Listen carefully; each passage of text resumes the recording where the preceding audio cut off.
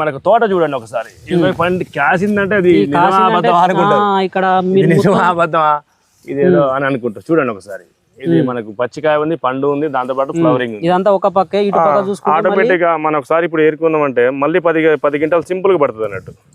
కింద నుంచి గుబురుగా వచ్చిందా అండి? సైడ్ నుంచి గుబురు సైడ్ బ్రాంచెస్ వస్తుంది, మళ్ళీ దీనికి సన్నగిరితో వస్తుంది అండి. సన్నగిరితో వస్తుంది, దగ్గర కాపు ఉంటుంది అన్నట్టు. చూడండి ఇప్పుడు దగ్గర కాపు అంటే చెప్పడం కాదు, చూపించాలి కదా రైతులు కూడా. చూడండి ఒకసారి ఈ కొమ్మకు వచ్చేసి ప్యూర్ తేజ వెరైటీ అండి. ప్యూర్ తేజ అండి. మార్కెట్ లోకి వెళ్ళినా గానీ మనకు మార్కెట్ మీద 100 నెలల తేడాతోనే జెండా పాడకపోతుందండి. పోతుంది. రైతు సోదరులకు నమస్కారం, వెల్కమ్ టు రైతు నేస్తం గోపి యూట్యూబ్ ఛానల్.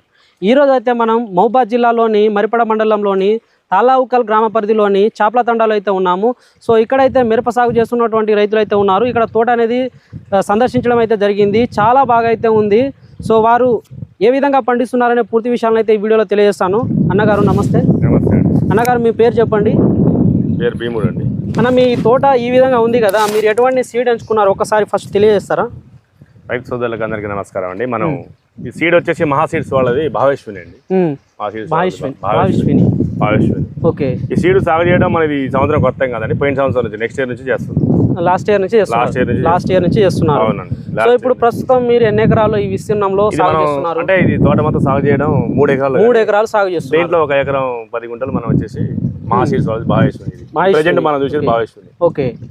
ఈ సీడ్ 1 ఎకరంలో సాగు చేస్తున్నారు కదా. అవునవును. ఇప్పుడు ఇది ఏ విధంగా ఉంది? భావేశ్వరి సీడ్ అంటే మెయిన్ దీంట్లో ఉన్న సమస్య ఫస్ట్ కానించి చెప్పుకుంటే మనం ఇది నారు మనకు రైతు కావాల్సింది ఫస్ట్ ఇత్తనాలు నాటే కానించి కావాలి. అంటే germination problem, germination first of all germination రావాలి. 100% అయిందండి. దాని తర్వాత జర్మినేషన్ 100% వస్తుంది.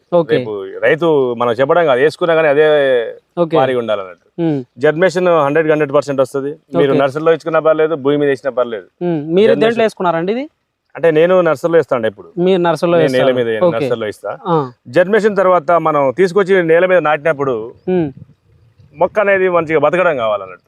కొన్ని కాండం కురుడు సమస్య స్టార్ట్ అవుతుంది. కాండం కురుడు సమస్య స్టార్ట్ అవుతుంది. ఆ కాండం కురుడు సమస్య నుంచి కూడా పడదు అన్నట్టు. దాని తర్వాత ఏమైతే మనకు కొద్దిగా మొక్క విడుదల వచ్చినప్పుడు కొంతమంది ఇప్పుడు మనం వేసిన 1 నెల రోజుల నుంచి 20 రోజుల నుంచి విల్ట్ సమస్యలు పడిపోతా ఉంటుంది.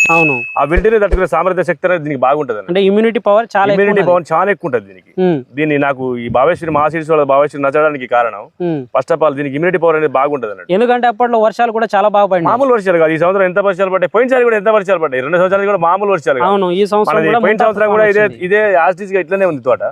పోయినసారి ఇదే విధంగా ఉంది. అంత వర్షాలు పడ్డా కానీ మన విల్ట్ సంవత్సరం నుంచి బయటపడ్డాం. బయటపడ్డానికి ఏమైతే తర్వాత నెక్స్ట్ వచ్చేసి మనకి బొబ్బెర వైరస్ జెమినీ వైరస్ అంటారు. జెమినీ వైరస్ ఇప్పుడు ఈ తోట మొత్తం చూసినా కానీ మీకు ఎక్కడ చూసినా